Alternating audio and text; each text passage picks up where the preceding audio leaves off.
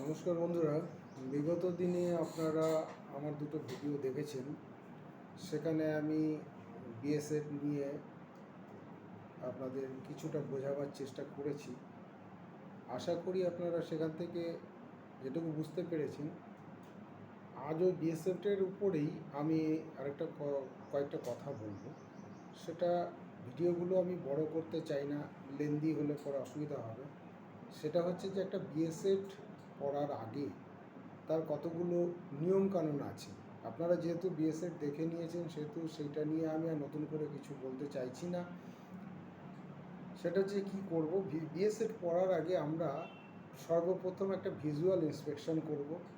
Visual inspection কী আছে, আমরা সমস্ত যে কানেক্টিংগুলো রয়েছে সেই কানেক্টিংগুলোর ভেতরে কোনো পোকামাকড় আছে কি না, কোথাও কোনো ফাটা লিকেজ দেখা যাচ্ছে কি না, সেই সমস্ত বিষয়গুলো আমরা আগে চেক করে নেব। সেটা চেক করে নেওয়ার পর কী করব, আমাদের যে ডিমান্ড রেগুলেটর আছে, ডিমান্ড রেগুলেটরের যে লাল প্রেস বটমটা, সেই লাল প্রেস বটমটাকে আমি কী করব, প্রথমে চেপে টিল ভাল্বটাকে লক করব যাতে আমার এয়ারটা লিকেজ না হয়। তারপরে কি করব, আমরা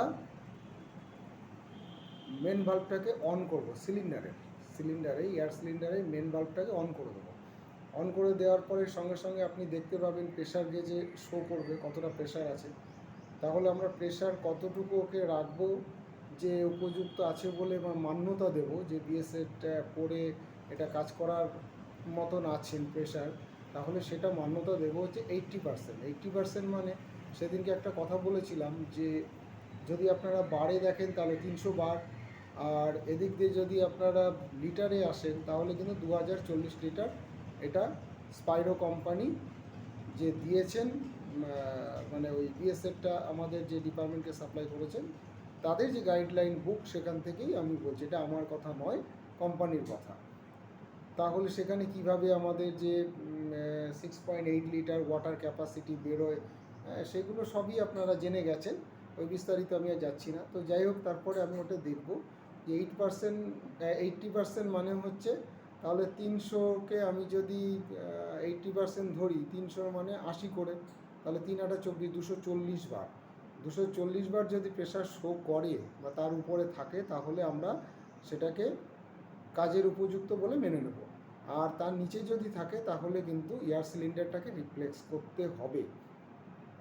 যাই হোক, আর ওটাকে রিফিলিং করার জন্য পাঠিয়ে দিতে হবে। এবার আসছি কী হবে, ওখানটা দেওয়ার পরে আপনি মেন বাল্বটাকে আবার বন্ধ করে দেবেন। সিলিন্ডারের যে এয়ার সিলিন্ডারের মেন বাল্ব বন্ধ করে দেবেন। বন্ধ করে দেওয়ার পরে প্রেশার যে মিটারটা আছে সেই মিটারটাকে ফলো করবেন। আপনারা 1 মিনিট ফলো করবেন। ফলো করে দেখবেন যে প্রেশার গেজটা সেটা ডাউন হচ্ছে কি না। যদি ডাউন না হয় তাহলে আপনার সব ঠিক আছে। আর যে কিঞ্চিত সামান্য ডাউনও হয়ে যায়, সেটাকেও আমরা কিন্তু সঠিকভাবেই ধরে নেব। কিঞ্চিত কীরকম, ধরেন কি 1 মিনিট অপেক্ষা করার পর দেখা গেল ওই 1 বার, মানে 1 দাগ আর কি, 1 দাগ হয়নি, তার কাছাকাছি হয়তো এসে গেছে, সেটাকেও আপনারা সঠিক ধরে নিতে পারি। আর এরপরে কী করব, এরপরে আমরা যে ডিমান্ড রেগুলেটরটা আছে, ডিমান্ড রেগুলেটরের যে কানেক্টরটা আছে, কানেক্টরটা হাত দিয়ে ব্লক করে দেবো।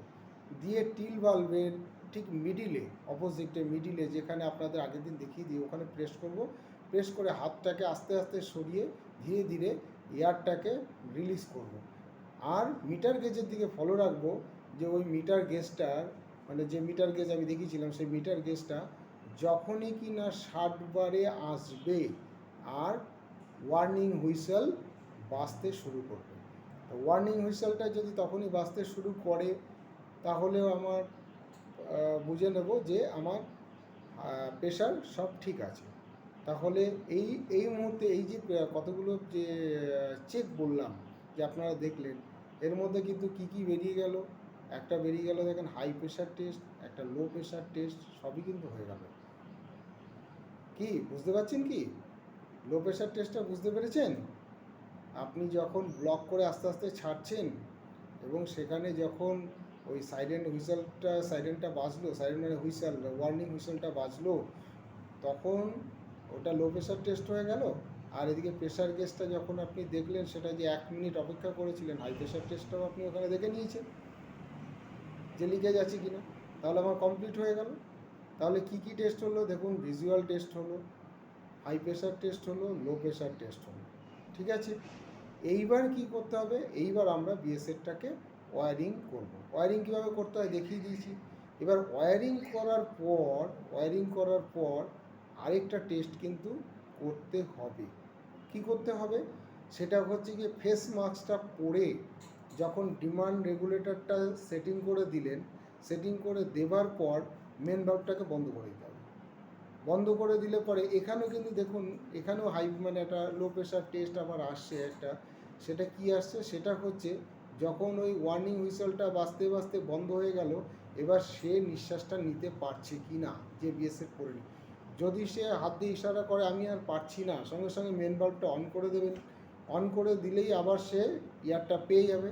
তাহলে বোঝা গেল যে তার যে ফেস মাস্কটা মুখের সঙ্গে একদম সঠিকভাবে এয়ার কোশলটা একদম এয়ার সিল হয়ে ওটা সেটিংটা হয়েছে। এখানে ফেস মাস্কের এটাও বোঝা গেল। এই যে প্রসেসিং কয়টা কমপ্লিট করার পরই কিন্তু কোনো বিএ-ম্যান বিএসএফ পরে সে এইবার এন্ট্রি নেবেন। এই প্রসেসিংগুলো কিন্তু অবশ্যই করে নিতে হবে, ঠিক আছে বন্ধুরা। আবার নেক্সট আবার কোনো একটা টপিকের উপরে আসবো। এরকম ছোট্ট ছোট্ট ভিডিও করব, বড় ভিডিও করব না। বড় ভিডিও আমি জানি লেন্দি হয়, আপনাদের ভালোও লাগবে না, ধৈর্যও লাগবে না। আর ফায়ারের ডিপার্টমেন্টটা এমনই একটা জিনিস যে কথাগুলো আছে ও শুনে মানুষ ঠিক শুনতে চায় না, তাদের ভেতরে এটা নিতে চায় না। কিন্তু আমাদের তো উচিত যে মানুষকে বোঝানো, তাকে বোঝাতেই হবে, বারবার বোঝাতে হবে, তবেই না গিয়ে অ্যাওয়ারনেস যেটা সচেতনতা তাদের ভেতরে আসবে। যদিও আমি মনে করি এখন অনেক সচেতনতা বেড়েছে, মানুষ অনেক অ্যাওয়ারনেস প্রোগ্রাম ফলো করে, দেখে, এবং আমাদের আগুনের কিন্তু বিধ্বংসী আগুনের ক্ষতিও কিন্তু এখন অনেকটা কমে গেছে। তো ধন্যবাদ দোস্ত, জয় হিন্দ।